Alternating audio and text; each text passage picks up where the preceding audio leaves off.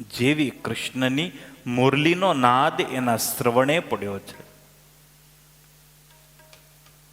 સાંસારિક પદાર્થોમાંથી ગોપીઓનું ધ્યાન હટ્યું છે. ભગવાનમાં જોડાવું છે તો તમારે સંસારમાંથી હટવું પડે છે.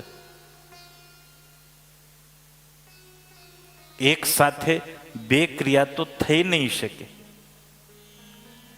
ભગવાનમાંથી હટશો તો સંસારમાં જોડાશો, સંસારમાંથી હટશો તો ભગવાનમાં જોડાશો. જીવન એણે સાર્થક કર્યું કે જેણે પોતાની જાતને ભગવાનમાં જોડી.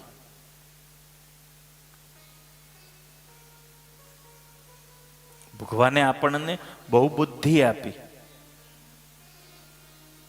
આપણે યુદ્ધ શામાં કરીએ? ધન કમાવામાં, નામ કમાવામાં, મોટા થવામાં, સ્ટેટસ જાળવવામાં. એ બુદ્ધિની ચતુરતા નથી, એ કોઈ બુદ્ધિની આવડત નથી. સામાન્ય વ્યક્તિ પણ એ કરી શકે છે.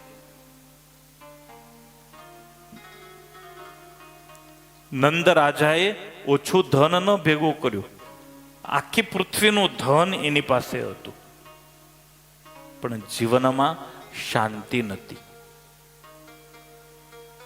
તકલીફ ક્યાં છે? આપણે બધા જ બહુ જ ડાયા છીએ,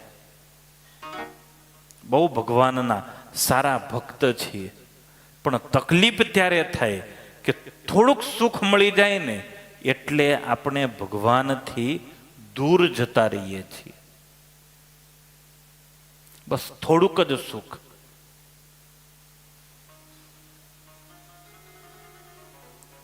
એક શેઠનો બહુ મોટો બંગલો હતો, બહુ મોટું નામ, અઢળક પૈસો, પણ કોઈ દિવસ શેઠ ભજનમાં ન જાય, કોઈ દિવસ સત્સંગમાં ન જાય, કોઈ દિવસ માળા ન કરે.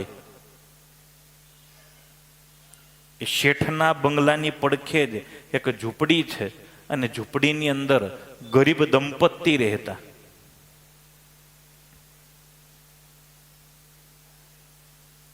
રોજ સાંજે 6 વાગે આવે, નાહી ધોઈ જમી પરવારી, 2 જણા આરતી કરે, પછી નિયમ બોલે, પછી ધૂન કરે, રાતના 10 વાગ્યા લગી ચાલે, પછી શાંતિથી સૂઈ જાય.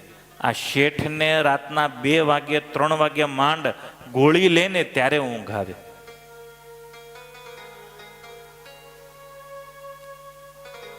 એક દિવસ શેઠાણીએ ટોક્યા, શું હાઈ પૈસો કર્યા કરો છો?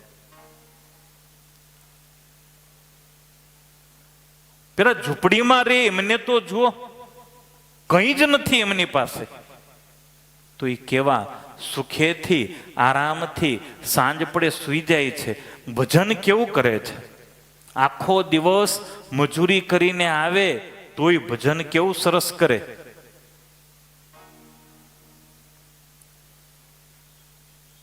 ત્યારે શેઠ એમ કહે છે કે એમને 99નો ધક્કો નથી લાગ્યો ને એટલે ભજન કરે છે. શેઠાણી કે 99નો ધક્કો એટલે શું? શેઠ ઓરડામાં ગયા, એક પોટલી લઈ આવ્યા, લે આમાં છે ને 99 રૂપિયા છે, અત્યારે એ લોકો ઘરે નથી, એમના ઘરની અંદર નાખી દે, કોઈ ન જુએ એમ. એટલે 99 રૂપિયાની કોથળી એ જમાનામાં બહુ મોટી રકમ હતી. 99 રૂપિયાની કોથળી પેલા ગરીબના ઝૂંપડામાં નાખી. શેઠાણી તો આવતા રહ્યા.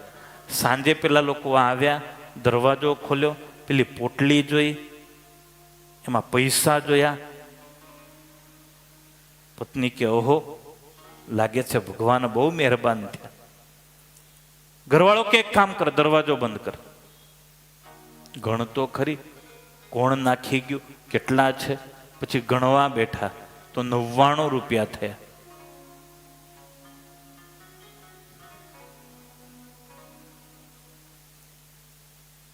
પેલો કે હારો 1 રૂપિયો મળી જાય ને 100 રૂપિયા થઈ જાય ને, પણ એ જમાનામાં રૂપિયો મેળવવા માટે બહુ મહેનત કરવી પડે. બેયે નક્કી કર્યું કે હવે આપણે 1 રૂપિયો કમાઈને આના હો કરવા. તે વહેલી હવારના જાગી જાય અને વહેલી હવારથી મજૂરીએ જતા રહે. રોજ સાંજે વહેલા આવતા, પણ હવે પૈસો વધારે કમાવવો છે એટલે સાંજે લેટ આવે. પછી તો ભજન એક બાજુ રહ્યું અને બધું જ ધીરે ધીરે ધીરે બંધ થઈ ગયું. અઠવાડિયું થયું. શેઠે પૂછ્યું શેઠાણીને, પેલા ભગત ક્યાંય બહાર ગામ ગયા છે, તપાસ તો કર. શેઠાણીએ ડોક્યું કર્યું, ના એ તો ઘરે જ છે. શેઠાણી કે ઘરે છે પણ અઠવાડિયાથી ભજનનો અવાજ નથી આવતો. શેઠ કે હવે એને 99નો ધક્કો લાગી ગયો. હવે હો કરવા પાછળ દોડશે, પછી 101 પાછળ દોડશે, પછી 200 કરવા માટે દોડશે. હવે એ દોડ્યા કરશે. કૂતરું હોય એ કૂતરાને હાડકું મળે ને એટલે 24 કલાકે મમળ્યા જ કરે. એનો ને એનો હોઠ છોલાઈ છોલાઈને લોહી આવે, એને બહુ ટેસ્ટ આવે. બસ એવું છે જીવન. ભગવાન આમ બટકું ફેંકી દે એટલે પછી ધંધે લાગી જઈએ. પછી ભગવાનને જીવ ભૂલી જાય છે.